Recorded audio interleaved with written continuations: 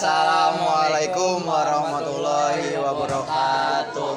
Perkenalkan, kami dari kelompok 3 Nata dan Pokok. Di sini kami ingin menjelaskan tentang tanaman transgenik. Nah, pertanyaan yang pertama adalah menjelaskan apa itu tanaman transgenik. Jadi tanaman transgenik merupakan tanaman hasil rekayasa genetika yang menggunakan sistem penggabungan gen pada suatu rangkaian DNA. Penggabungan gen dapat dilakukan menggunakan alat penembak gen yang bernama particle bombardment atau elektroporasi dengan kejutan listrik. Lalu pertanyaan yang kedua yaitu jelaskan tahapan pembuatan tanaman transgenik atau bisa dibilang langkah-langkahnya. Tahapan pembuatan tanaman transgenik berdasarkan gambar adalah sebagai berikut. Yang pertama yaitu isolasi gen.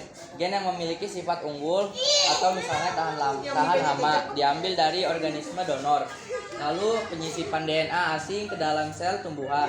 Ada dua metode umum. Yang pertama ada metode Agrobacterium. DNA asing dimasukkan ke dalam plasmid Agrobacterium tumefaciens dan bakteri ini menginfeksi sel tanaman, mentransfer gen ke dalam genom tanaman. Lalu yang kedua ada metode partikel emas atau partikel gun. DNA asing ditembakkan langsung ke dalam sel tanaman menggunakan partikel mikroskopik emas atau tungsten. Lalu transformasi sel tanaman.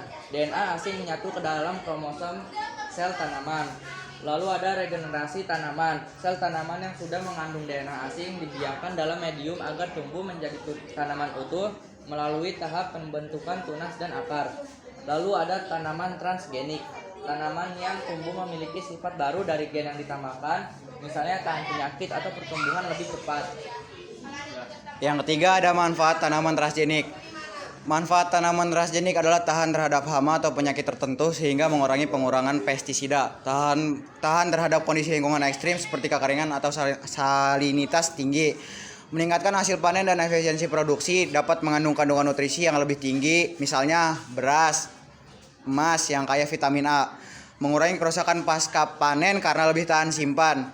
Jadi itu adalah penjelasan tentang tanaman transgenik dari kelompok 3. Selebihnya mohon maaf. Wassalamualaikum warahmatullahi wabarakatuh.